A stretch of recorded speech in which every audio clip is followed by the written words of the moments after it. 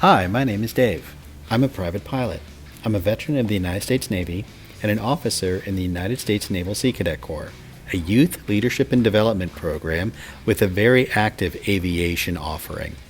My goal is to motivate you to pursue your aviation dreams. In this episode, I'll introduce you to the Big Book of Pilot Knowledge, also known as the FAR-AIM. In a previous episode, I introduced you to one of the most popular training aircraft out there, the Cessna 152. It's the airplane that I first learned how to fly. And as an aspiring pilot, I'm sure you can't wait to jump into that cockpit and take off into the blue skies. That's great. I'm happy for you.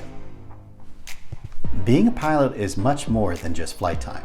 There's a hefty academic component associated with it. There's a lot you're going to have to learn. And where are you going to get this knowledge? Wouldn't it be great if it was in a single book? Something you can reference? It is. And it's called the FAR-AIM. The FAR-AIM is another one of those aviation acronyms. It stands for the Federal Aviation Regulations, that's the FAR part, and the Aeronautical Information Manual, that's the AIM part. For the remainder of this episode, we'll just call it the FAR-AIM. The FAR-AIM is actually 3 books in one. The regulations are in the FAR portion, and they're divided into parts. The procedures in the AIM portion are divided into chapters. Finally, there is an extensive pilot terminology glossary. You can use this to impress your friends with all your new pilot lingo. What do you think so far? Seriously? This is not the time to panic. I'll tell you when it's time to panic. This is not that time. Give me a few moments and let me explain. The FAR-AIM contains all the rules and regulations for aviators. It is kept up to date and all changes are clearly shown within the document. Not only that, the year of issue is shown right here on the front cover. These rules are maintained by the United States Department of Transportation. The FAR-AIM is applicable to all United States pilots. Other nations may have different regulations. Please check if you are operating outside the United States. All of the regulations for sport pilots, remote pilots, more commonly known as drone pilots, private pilots, commercial pilots, and air transport pilots, which are your airline pilots, and some others are contained within this book. The FAR-AIM covers all the regulations and all the procedures for every type of aviator. That is why it is so large. You only really need to know a relatively small portion of the FAR-AIM to be a private pilot or a remote pilot. Feel any better yet? Not yet, huh? Okay, let me keep going. To receive your private pilot certificate, there is a concentration on Part 61, which is the Pilot Certification Regulations, and Part 91, General Operating and Flight Rules. These are not the only parts of the FAR that you'll need to know, but these are the big ones. There will also be chapters in the AIM that you have to be familiar with. They cover navigation, airspace, air traffic control, and safety, just to name a few. For all you drone jockeys out there, there are parts of the FAR-AIM that you're going to have to know in order for you to get your remote pilot certificate. Now let's think about this for a second. Drones are being operated in the same airspace as airplanes. Therefore, it's really important that everybody follows the regulations so that the skies are safe for everybody. In the Naval Sea Cadet Corps, we offer drone training to many of our cadets. They really get into it.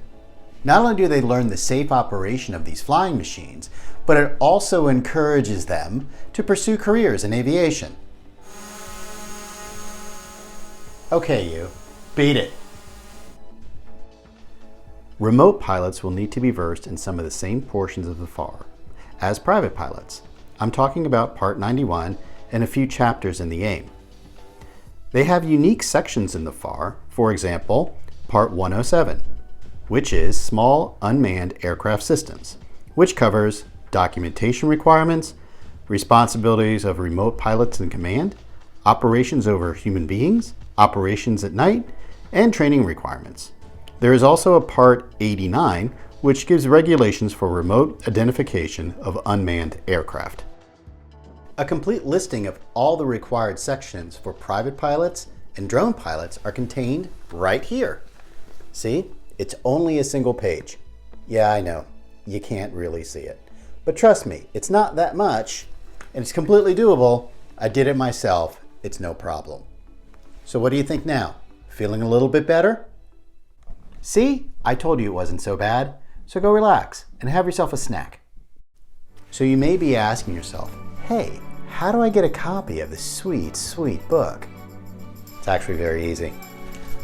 Go to any general aviation airport. They generally have a pilot shop. Go in and ask. They're usually local businesses and they really will appreciate your support. There's also a whole bunch of pilot shops online on the internet, so get yourself familiar with them. You will be buying things. And finally, check Amazon. Fire up your Prime membership and get one of these books delivered to your house next day. Studying the FAR/AIM is just as important as, say, washing the windscreen before a flight, or fixing a temperamental baggage compartment door using the aircraft key. Seriously, I did that. What an idiot. Break the key and you're not going anywhere. Trust me, studying the FAR/AIM is very important. Now you know all about the FAR/AIM, and now you have the ability to keep yourself current with all the latest pilot knowledge. It works out a lot better than asking some stranger on the internet. Get yourself a copy and crack it open today. And we'll see you next time on Dave's Planes. If you want to know more about the Naval Sea Cadet Corps and our leadership and development programs, please visit us at seacadets.org. Since you're here anyway, please like this video and subscribe to the channel. This is a great way to make your pilot dreams come true. Dave's Planes. Adventures for the aspiring private pilot.